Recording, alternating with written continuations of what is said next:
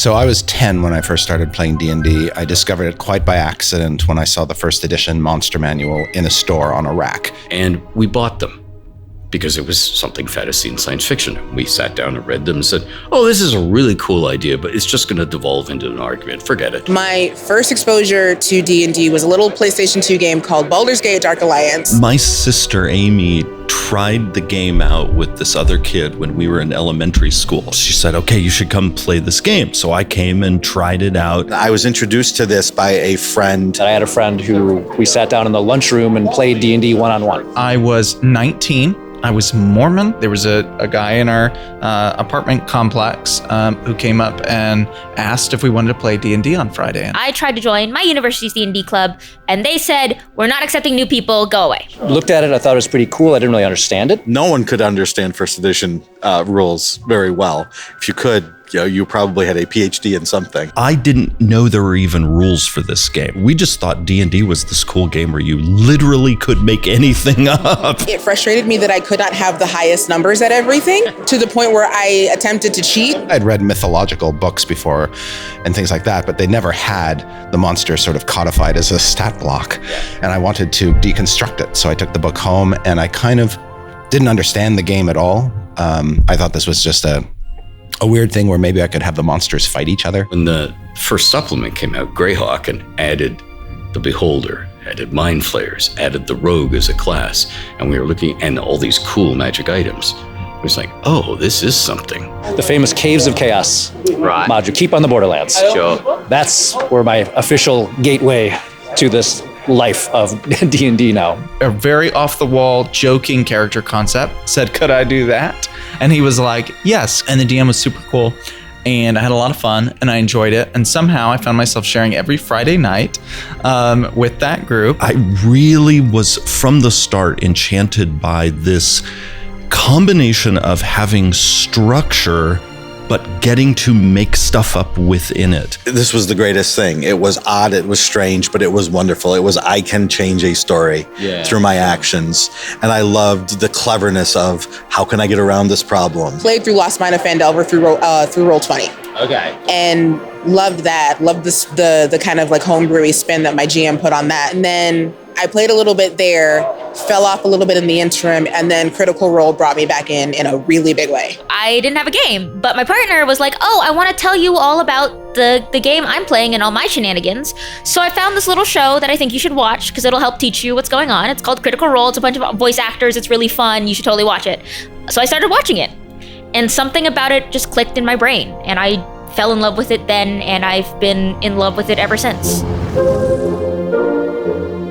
And what was the culture of the game at the time? Vaguely, Dungeons and Dragons existed, but it existed for me in the same realm as like a Renaissance fair did, where it was something that people who loved fantasy did, but those people are not me because we don't do that. And by we, I mean the people I grew up around, the town I grew up in. That was not a thing that we did. That was like a step too far. We had a few different groups, but it was a small town, so there were only a limited number of people. And I wanted to go to a convention so badly. Sure. But the people I played with were like, conventions, there are really weird people that go to those. And I'm looking around going, yes, that is us. Isn't that basement game with the little paper screen and, where you wear all the funny costumes and stuff? Because I'd only ever seen it like parodied on all of the TV shows, Big Bang Theory, cartoons, even like SpongeBob SquarePants when he's like, art thou feeling it now, Mr. Krabs? There wasn't a lot of D&D activity around when I grew up, so there wasn't a culture that I could glom onto per se. It was just me trying to figure things out and then getting a friend, and we're doing monster fights together. It was still so strange. It was like, we don't know what's going on outside of our little group. Is it really true that these satanic panic things are happening, right? Even we who played it, we're like, we know it's all bunk. Yeah. But are there people out there that take it that seriously? I'm from Wisconsin. Sure. And Wisconsin was ground zero for Dungeons and Dragons, and that's where I was born. So lots of Wisconsin kids got D&D early. This is pre Satanic Panic and all that. Okay. The parents didn't really know what it was. So the culture was very much with kids in school. I was really blessed to grow up in a town that had a really large amount of D&D activities. So I grew up in this town called San Luis Obispo in California, where there's a university, Cal Poly. That university had its own little game convention back then. And so that meant that in our town, there were elementary school kids, junior high school kids, high school kids, college kids, all playing D&D and early versions of other role-playing games. Still to this day, I have no idea how our little college town's convention managed to do it. But because of that convention, like I met Dave Arneson. We had multiple stores that sold D&D things, and I worked at one of those stores as a teenager, and that store was called Games People Play. I got to spend an entire day with Gary Gygax at that store because we had him come in for autograph sessions.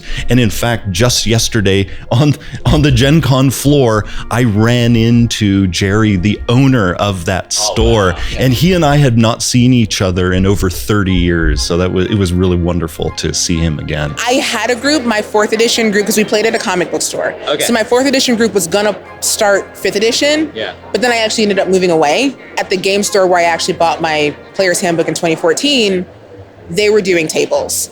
It wasn't until Out of the Abyss that I got like a in-person table. It took a number of years before we had basically a band, a gang that we could play with. It started as a college game for college students, and they were mainly male. And they were mainly Midwest, where Lake Geneva was.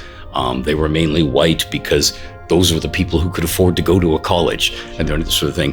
Homogeneously young male, that was the audience. And now all those guys, like myself, are now old grognards. And, you see us here, that's who, was, buying the stuff and kind of carrying the hobby for all those years. And then as the years have passed, we have seen continually people coming from all diverse backgrounds, people of all ages, all genders, everybody, because the other thing is if you're socially awkward or you're alone, but you have a creative mind, one of the things you can do is play games, because so many games you can play with yourself. And now you can play over the internet. You can play with people you've never physically met and may physically never meet. And it's one big fellowship. If you love it, you're in. The first time I felt comfortable playing around with people was through online play, was playing with folks. For some reason, more free to express myself and be silly and weird when I was talking to them through a computer screen.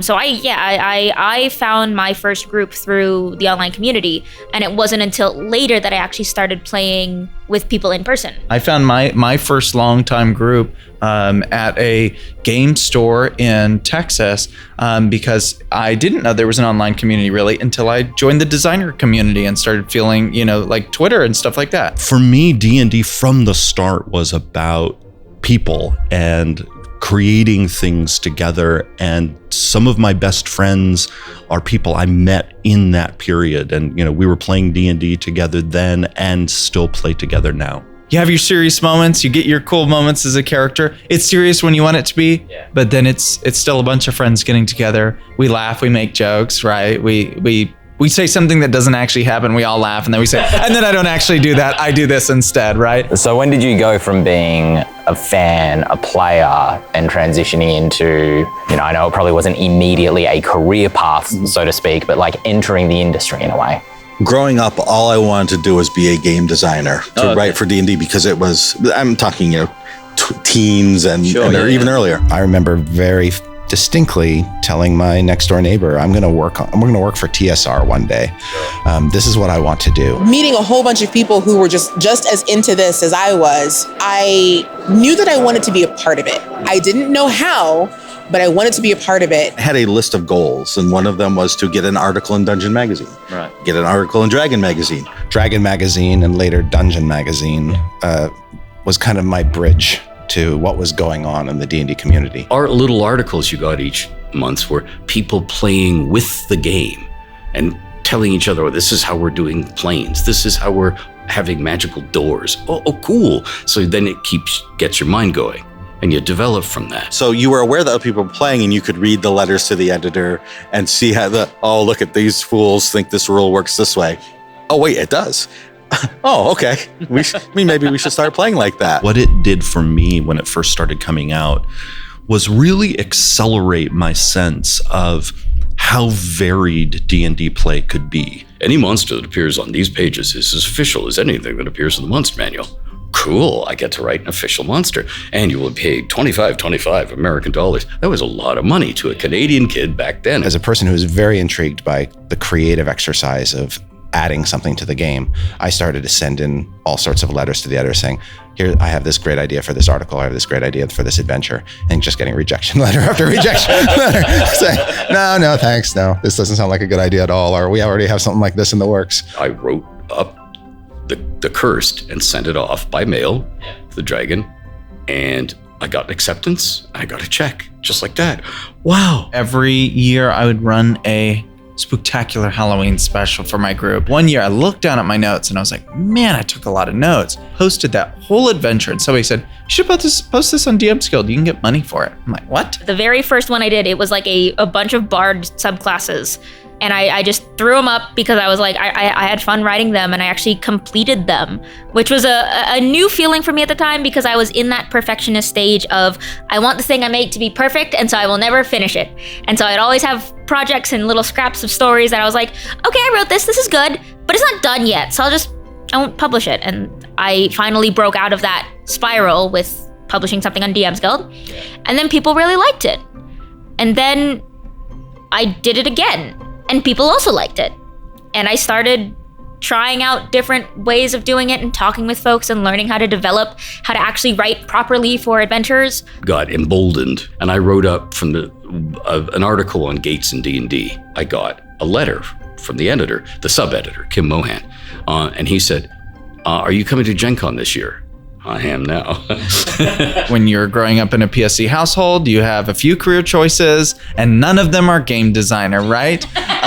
They are all either STEM or law or whatever. You have to make lots of money and you cannot pursue creative careers. So I was at BYU. I never got to take Brandon Sanderson's writing class.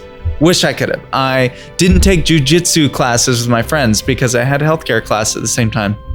And being paid for creative work lit a fire in me like nothing else. And I was like, let me do this again. And this time I'm gonna try even harder. And that creative momentum propelled me into opportunity, to hard work, to opportunity, and again until I had enough creative leverage to jump industries, which was terrifying. So I got on a Greyhound bus and went all the way to Gen Con. And he said, just between you, me, and the wall, a lot of these guys who write articles for us, they're good gamers, they're not good writers, and I have to spend hours rewriting them so it's coherent. It's straight off the board. When they did agree to see a manuscript, they scribbled all over it. They eviscerated it sometimes. But that was hugely important to me as a young writer looking for any kind of guidance. I soaked all of that up. That changed my whole approach. Ever since, I've just been trying to pay that forward. You assembled a magazine in signatures of 8 or 16 pages because that's how they cut the paper. And it expanded or contracted by 6 or 18 pages depending on how many ads they had. So he might very quickly need to find 2 articles out of nowhere and just slot them in between the ads. So I wrote tons of little articles on things I thought would be cool for gamers. Living Grad being the organized play campaign, the Adventurers League of 3rd edition that was run by Wizards of the Coast. Through that, I became an administrator for this campaign, which gave me experience with producing something. I was asked to become one of the community managers for Adventurers League, D&D's organized play program. We all know what happened in 2020.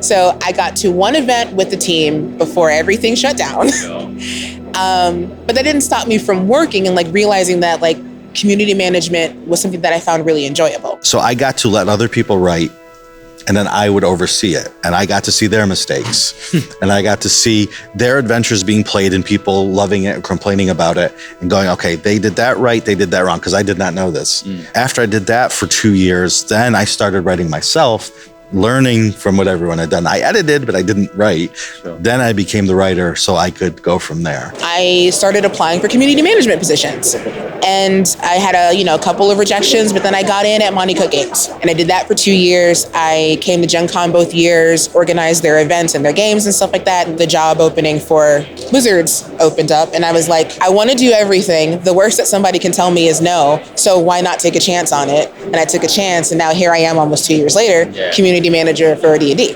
Eventually, this job opening was posted at Wizards of the Coast, and I very hesitantly applied for it because it's funny. I am such a workaholic and perfectionist. I wasn't sure that building up 5 years of material was enough. The core of D&D is that you can succeed and you can also fail. And something about that broke me out of that feeling that everything had to be perfect. That failure is a part of the story and that it's okay to not be perfect. I am very lucky that I got to make that wonderful saving grace my job. Wizards of the Coast saw the work I had been doing for years, including running games at conventions like Gen Con, and said, would you like to try to write this for 4th edition? Because the rules were just coming out. Right. And I'm like, sure, I'll do that. And they're like, we also need articles for this magazine. Okay, I'll do that. We also need someone to work on this module that we're going to publish. I'm like, okay, I'll do that.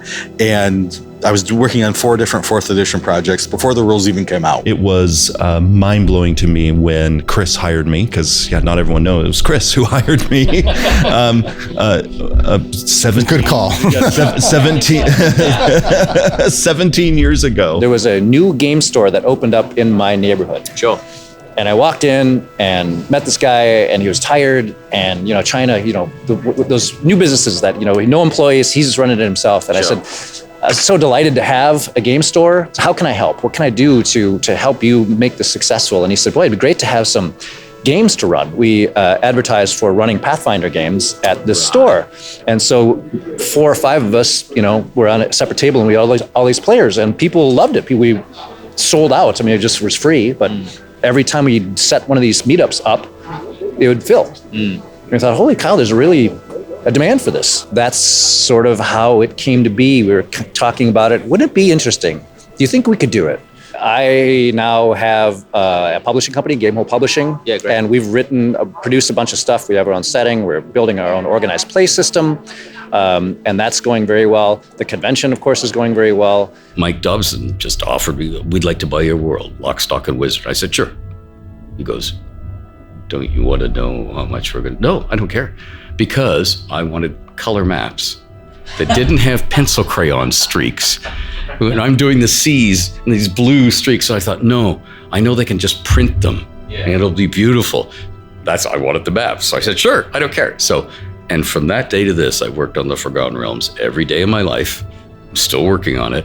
I remember picking up a call from one of my bosses at B&G when they offered me a full-time position. I did not want to go full-time freelance. I was married, and I had to make sure I had healthcare and could help support my house payment. And I was not vested in healthcare yet.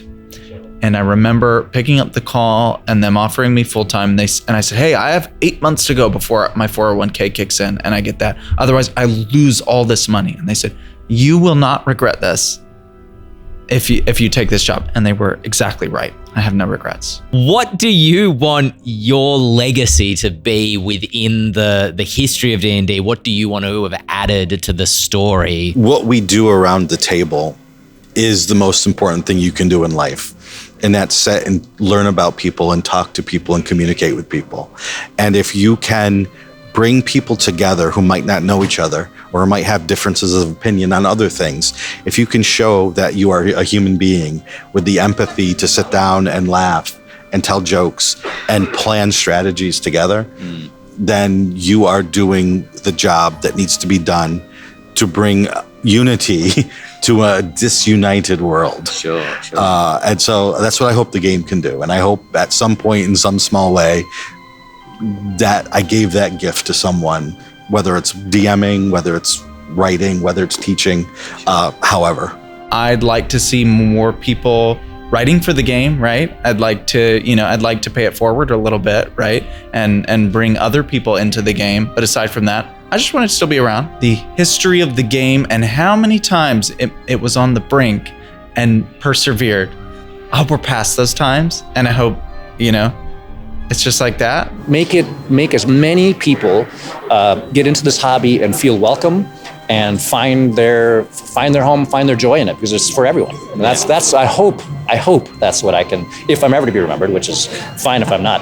That would be my goal. Know that other people like found their place and found their people in the way that I did through this game, and helping to make sure this game sticks around long enough and continues to bring that joy and that love and that community to future generations is all I can really ask for. And if I happen to get like a cool monster or like something else that I leave my grubby little fingerprints on along the way, that's cool too. I don't know what my legacy will be, and I probably won't be around to see it, but I would like to think that the Realms legacy is, and what I gave gaming was the most detailed fantasy setting. So there's something for everyone. It's broad and it's rich. It's big geographically, and it's big in depth of lore piled up, and there's something for everyone. And it feels like a huge world, and I'm trying to make it bigger every day of my life. And if you look at, say, Greyhawk, which the company brought the sword down on, didn't publish anything for decades.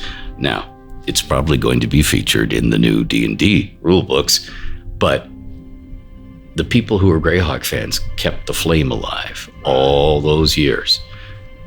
You can do it with the Realms, you can do it with any setting. It doesn't have to be the Realms that's surviving. It has to be, no, that's the standard you now have to beat, because it's got to replace my favorite, whatever my favorite is. And if I would like to hope it's the Realms.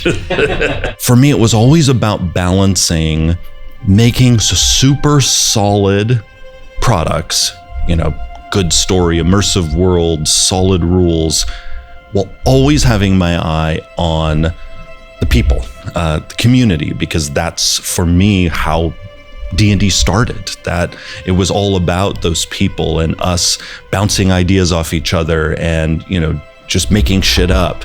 We've opened so many doors and so many windows, and other secret doors and trap doors to let as many people in as possible. Yes, again, making sure that D&D remains this game that can encompass many different styles of play, many different aesthetics.